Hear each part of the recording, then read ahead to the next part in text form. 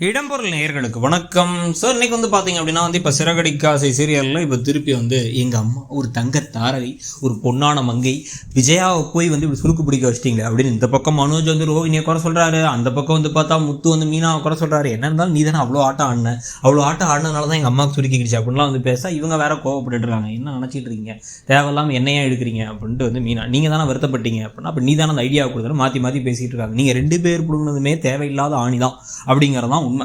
ஏன் அப்படின்னா இதை திருப்பி விஜயா இவங்களுக்கு அவமானப்படுத்தி உதாசீனப்படுத்திக்கிட்டு இருக்கும் பொழுது துஷ்டனை கண்டா தூர விலகுன்னு விலகவாச்சு செய்யலாம். நீங்கள் எதுக்காக நிற்கிறவங்க உங்களுக்கு தெம்பும் இல்லை, திராணியும் இல்லை, அதுக்கான ஒரு தன்மானமும் இல்லை, சுயமரியாதையும் இல்லை.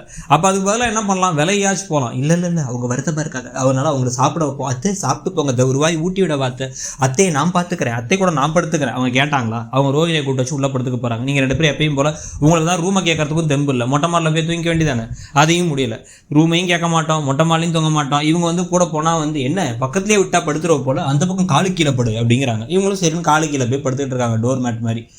இவங்கெல்லாம் வச்சுட்டு நம்ம என்ன பண்ணுறது அப்படின்னு தெரியலங்கிற மாதிரி தான் இந்த கதையில் இவங்க 2 பேரோட கதை ஓடிட்டு இருக்கும்பொழுது அப்பப்போ நமக்கு ஒரு ஆசை காமிக்கிற மாதிரி இந்த குழந்தை அழுதுகிட்டே அந்த சாக்லேட் நீட்டுவாங்கல்ல, ஒரு 50 பீஸா சாக்லேட் நீட்டி தான் சாப்பிடுமா கண்ணு அப்படிங்குவாங்கல்ல. அந்த மாதிரி இப்போ என்ன பண்ணுறாங்க அப்படின்னா ரோஹினியை அப்பப்போ மாற்ற மாதிரி விஷயங்களை காமிச்சிடுறாங்க. பாருங்க, கிறிஸ் வந்துட்டான் வீட்டுக்கு, ஐயோ அவ்வளோதான், அவங்க அம்மா வந்துட்டாங்க, ஐயோ அப்படின்னு ஒன்று விஷயமா நம்ம காட்டிகிட்டு இருந்தாங்க. இப்போ அடுத்து என்ன பண்ணுறாங்க அப்படின்னா நடுநடுவில் இந்த பிஏவை காமிப்பாங்க. பிஏவும் இப்போ இல்லை, அவரையும் அடிச்சு விட்டாங்க, பற்றி விட்டாங்க, ஸ்டேஷனுக்கு அனுப்பிட்டாங்கிறதுனால இப்போ அதுக்கு பதிலாக யாரை காமிக்கிறாங்கன்னா நம்ம ப்ரௌன் மணியை காமிக்கிறாங்க. அவர் தொப்பி போட்டு ரோட்டில் நடந்து வந்துட்டு இருக்கவரை மீனா பார்க்க, மீனா துரத்திக்கிட்டே வர, இவர் உடனே ஓடி போய் இப்போ நேராக எங்கே வராங்க அப்படின்னு பார்த்தீங்கன்னா நேரடியாக இந்த கடைக்கு ஸ்டோர், இந்த இவங்களுடைய ஷோரூமுக்கே வந்துடுறாரு. ஷோரூம் இவருக்கு எப்படி தெரியும் அப்படிங்கிறது நமக்கு தெரியல. இல்லை ஒருவேளை சும்மா ஜென்ரலாக ஷோரூமுக்கு பார்த்து இவங்க இருக்கிறத பார்த்து அதிர்ச்சி ஆகிட்டாராங்கிறது தெரியல. மனோஜ் இவரை பார்த்தாலும் பிரச்சனை தான். அதனால் அவரை கொண்டு போய் எங்கேயோ ஒளி வைக்கிறதுக்கு வித்யாவும் ரோஹினி ஒளி வச்சிருக்காங்க. எங்கே ஒளி வச்சிருக்காங்கன்னு பார்த்தா ஃப்ரிட்ஜுக்குள்ளே ஒளி வச்சிருக்காங்களாம். ஃப்ரிட்ஜுக்குள்ளே மூச்சே வாங்க முடியாது ஜி, அதுக்குள்ளே போய் எதுக்கு ஜி ஒளி வச்சிங்கன்னு தெரியலன்னு ஒளி வச்சிட்டாங்க. ஸோ ஒளியை வச்சுட்டு இப்போ பார்த்தா செல்வத்துக்கு ஃப்ரிட்ஜ் பார்க்குறோம் பேர் வழின்னு கிளம்பி இப்போ மனோஜோட கடையில் ஒவ்வொரு ஃப்ரிட்ஜாக பார்த்துட்டு கரெக்டாக அந்த ஃப்ரிட்ஜை திறக்கும் பொழுது ஐயோ மாட்டிக்க போகிறோன்னு வித்யா தடுக்கிற மாதிரி எதையோ காட்சிகளை காமிச்சிக்கிட்டு இருக்காங்க. இந்த மாதிரி காட்சிகளுக்கு நடுவில் வேறு பார்த்தீங்கன்னா இப்போ கடைசி வரைக்கும் மாட்டுவாங்களான்னு பார்த்தா இவ்வளோ சிம்பிளாக மாட்டுறதுக்கு வாய்ப்பு இல்லைன்னு நமக்கே தெரியும். சும்மா நம்மளதே ஏமாத்துற மாதிரி இருக்குதுங்கிற மாதிரி தான் நமக்கு தோணுது.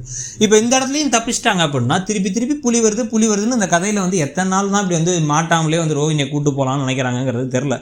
இந்த கதை மெயின் கதையை விட்டுட்டு டான்ஸ் ஆடுற கதை, அதுக்கப்புறமா பூ கட்டுறதுக்கு ஆரம்பிச்சு அதுக்கப்புறம் அதை அப்படியே விட்ட கதை, ரூமை பிரித்து கொடுத்துடலாம் அப்படின்னு அதை வச்சு ஒரு 3 நாள் ஓட்டினாங்க. ரூமை கடைசியில் பிரிச்சும் கொடுக்கல, ஒன்றும் பண்ணலை. சமைக்கிற விஷயத்துக்கு நான் சமைக்க மாட்டேன்னு ஒரு ப்ரோமோவை போட்டாங்க, அப்புறம் சமைச்சிட்டு தான் இருக்காங்க. எதையுமே சொல்கிறது ஒன்றும் செய்கிறது ஒன்று இந்த கதை போயிட்டே இருந்துச்சு அப்படின்னா அந்த கதையை பார்க்குறவங்களுக்கு பார்க்குறதுக்கான இன்ட்ரெஸ்ட் ஏன் வரும், எப்படி வரும் அப்படிங்கிறது புரியல. எவ்வளோ சூப்பராக அத்தனை பேரும் ரசித்து மொத்தமாக இப்போதைக்கு தமிழில் ஓடுறதுலே பெஸ்ட்டு சீரியல் இதுதான் அப்படிங்கிற அளவுக்கு ஒரு 3 மாதம் 2 மாதத்துக்கு முன்னாடி பேசப்பட்டு இந்த 2 மாதத்தில் இவ்வளோ நெகட்டிவ் கமெண்ட்ஸ் வாங்குறதுக்கான காரணம் என்னங்கிறதும் புரியல. அதை திருப்பி மாற்றி அமைச்சா நல்லா இருக்குங்கிறது மட்டும் தான் நம்மளுடைய ஒரே ஆசை. உங்களுக்கு என்ன தோணுதுங்கிறத சொல்லுங்கள். இந்த கதை எப்படி போகுது, நாம் எதுவும் ஹார்ஷாக சொல்கிறோமா இல்லை நிஜமாக இருக்கிறதா சொல்கிறோமா, உங்களுக்கு என்ன தோணுதுங்கிறத சொல்லுங்கள். தேங்க்யூ. இடம்பொருள் நேயர்களுக்கு வணக்கம் சார். இன்னைக்கு